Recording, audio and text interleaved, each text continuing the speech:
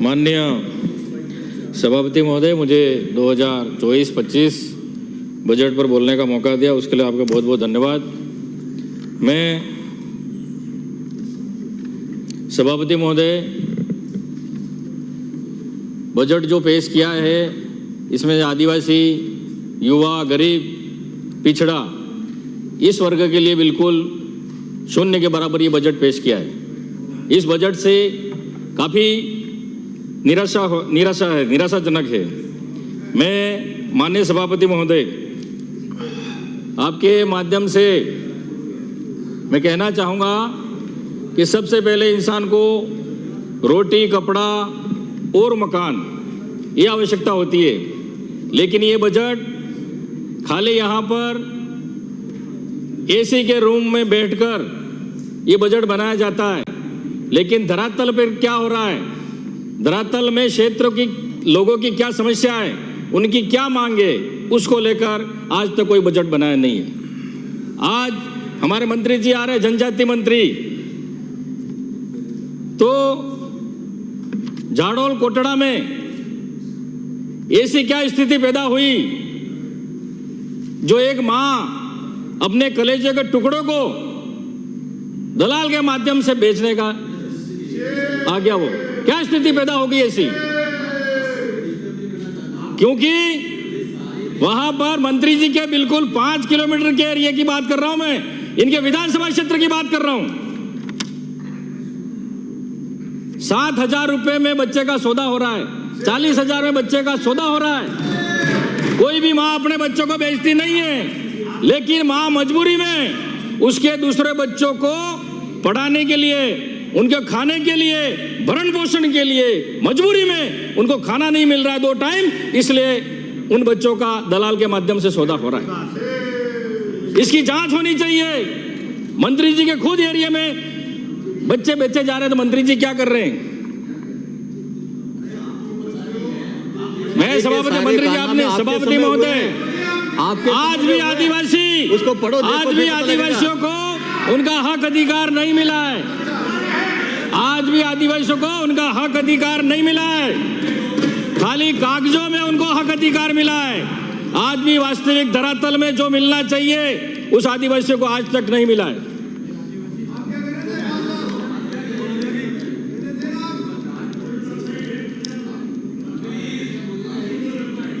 माननीय सभापति महोदय,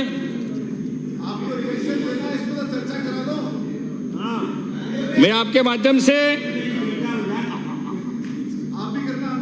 हमारी पूर्ववर्ती सरकार थी, 2 साल कोरोना था, 2.5 साल हमने शासन किया, लेकिन किसी को भी भूखा नहीं सोने दिया, कोई भूख से नहीं मरा। वो हमारी पूर्ववर्ती सरकार कांग्रेस सरकार थी। माननीय सभापति महोदय, मैं और माननीय सदस्य विराजे, आप माननीय सभापति महोदय, हमको बोलने नहीं दिया जा रहा है। जब हम हमारे क्षेत्र की बात करते हैं, हमारे हक अधिकार की बात करते हैं, तो हमको वहां रोका जाता है। जब इनके सदस्य बोलते हैं तो हम चुपचाप बैठते रहे, और आप भी फिर हमको ही बिठाते हो बार बार, उनको नहीं बिठाओगे क्योंकि आप सत्ता पक्ष के हैं। हमारे साथ अन्याय क्यों हो रहा है? हमारे साथ अन्याय नहीं होना चाहिए, हमको भी बोलने का मौका दो, हम भी हमारे क्षेत्र की मांग रखने यहाँ पर आए। माननीय सभापति महोदय, हमारे क्षेत्र की विशेष, माननीय सदस्य शांत रहे। माननीय सभापति महोदय, आप बोलते जाए। हमारे टीएसपी क्षेत्र की युवाओं की खास विशेष करके मांग है, 2 मांग। सरकारी नौकरियों में जनसंख्या के आधार पर आरक्षण मिलना चाहिए, क्योंकि आज जो भी आरक्षण मिला है हमको उसका फायदा नहीं मिला है। अगर विज्ञप्ति कोई भर्ती निकलती है, भले पुलिस की निकले, पटवारी की निकले, सचिव की निकले, तो उसमें अगर हमारा एसटी का लड़का जनरल मेरिट टॉप करता है, फिर भी उसकी मेरिट एसटी कोटा में बनाई जाती है, तो फिर आरक्षण मिल किसको रहा है? ये हमारा ज्वलंत मुद्दा है, और आंदोलन भी हुए, कई बार हमने ज्ञापन भी दिए, आज तक हमारी मांग पूरी नहीं हुई है। उसके बाद प्रशासनिक सेवा में एसटी को राज्य का 12% आरक्षण मिलता है, 12, 12.5। तो हमारे टीएसपी एरिया को देखते हुए, हमारी भौगोलिक स्थिति को देखते हुए, आर्थिक स्थिति को देखते हुए हमारे रीति रिवाज को देखते हुए हमको पृथक से टीएसपी एरिया को प्रशासनिक सेवा में 6% आरक्षण अलग मिलना चाहिए। ये बजट में कोई हवाला नहीं दिया है। ये हमारी बरसों से मांग है। हमारे वहां पर जमीन नहीं है, 1 बीघा जमीन 2 बीघा जमीन पर निवास रहते हैं लोग, और उनको भी भूमाफियों द्वारा हटाया जाता है। हमारी विशेष मांग है, उसके अलावा छोटी मोटी मांग तो होती रहेगी। लेकिन ये माननीय सभापति महोदय, मैं सदन के माध्यम से मैं सरकार से मांग करना चाहूंगा कि हमारी 2 मांग विशेष मांग है, जब तक हमारी मांग पूरी नहीं होगी हमको वास्तविक में आरक्षण का लाभ नहीं मिलेगा। माननीय सभापति महोदय, आज 76-77 साल हो गए देश को आजाद हुए। आज कई पंचायतों में सरपंच भी हमारे एसटी के बनता है, एसटी का सरपंच बनता है, लेकिन नाम मात्र का। उस सरपंच को चलाता है कोई दूसरा चलाता है। सरपंच जा रहा है बकरी लेके चराने जा रहा है, कोई खेत में काम कर रहा है। तो ये कब तक चलता रहेगा? वास्तविक में लाभ हमको न राजनीतिक में मिला है, न सरकारी नौकरियों में आरक्षण हमको मिला है। आज तक हमारे एसटी टीएसपी एरिया को लोगों को आज तक आरक्षण का फायदा नहीं मिला है। मैं चाहता हूं कि ये जल्द से जल्द हमारी मांग पूरी की जाए।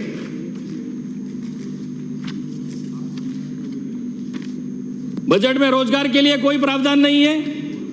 हमारे टीएसपी क्षेत्र में कोई बड़े उद्योग धंधे नहीं है, सब अहमदाबाद पलायन करते हैं। वहां उद्योग धंधे लगाने का कोई बजट में प्रावधान नहीं है। युवाओं को रोजगार से जोड़ने का कोई प्रावधान नहीं है। और जैसे दांतवाड़ा राजमंद में जो माइंसे हैं, टीडी जावर माइंस में जो माइंस हैं, मार्बल की जो खदानें हैं, किसकी है? पूंजीपतियों की है। तो उसमें क्षेत्र के जो स्थानीय लोग लगने चाहिए, उनको नहीं लगाया जा रहा है। और हमारे वहां से शीशा जस्ता जो भी है सिल्वर, वो निकाला जा रहा है और बाहर के मजदूर लाके यहां पर काम कराया जा रहा है।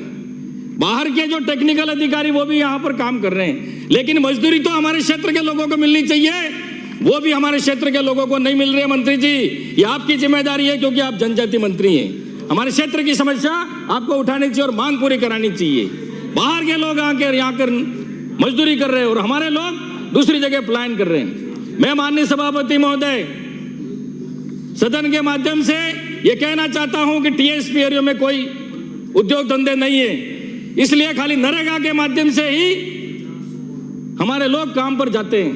तो नरेगा टीएसपी एरिया में जो हमारी सरकार ने 125-150 दिन दिए थे, लेकिन आपकी सरकार बनते ही आपने 100 दिन कर दिए, 25 दिन घटा दिए। आपको और दिन बढ़ाने चाहिए थे।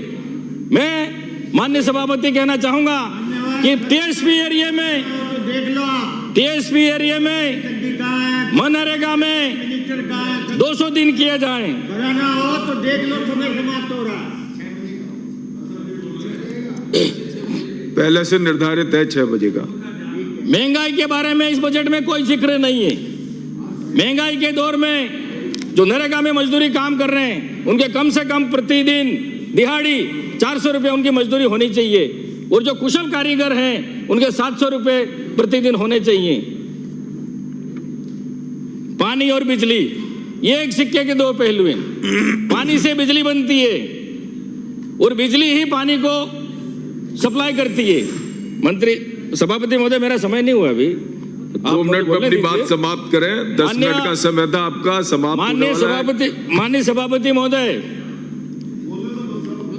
जब हमारी सरकार थी 24 घंटे बिजली मिलती थी, लेकिन अभी 6 महीने में सरकार बदल गई तो घरों में बिजली तो नहीं आ रही है, लेकिन बिलों में बिजली आनी चालू हो गई है।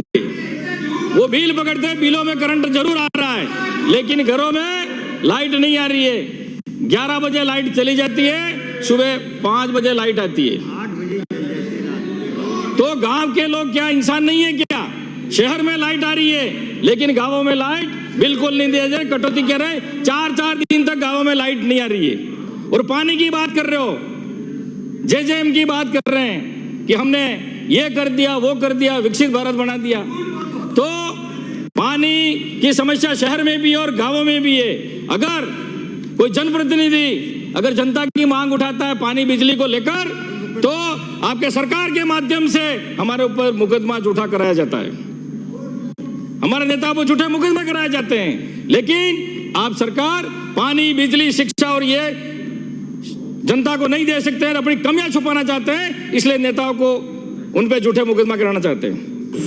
लेकिन हम इन मुकदमों से डरने वाले नहीं। शिक्षा के बारे में मैं कहना चाहूंगा, माननीय सभापति महोदय, पूरे राजस्थान की बात है, सभी स्कूलें जर्जर अवस्था में हैं, कहीं कमरों की व्यवस्था नहीं है, पानी टपक रहा है और बच्चे चतुर्थ श्रेणी कर्मचारी नहीं होने की वजह से कई स्कूलों में बच्चे झाड़ू लगा रहे हैं, पानी भर रहे हैं। तो मैं सरकार से कहना चाहूंगा कि वहां चतुर्थ श्रेणी कर्मचारी लगाएं, बच्चों का समय खराब नहीं करें। श्री केसाराम चौधरी, जर्जर अवस्था है उनको।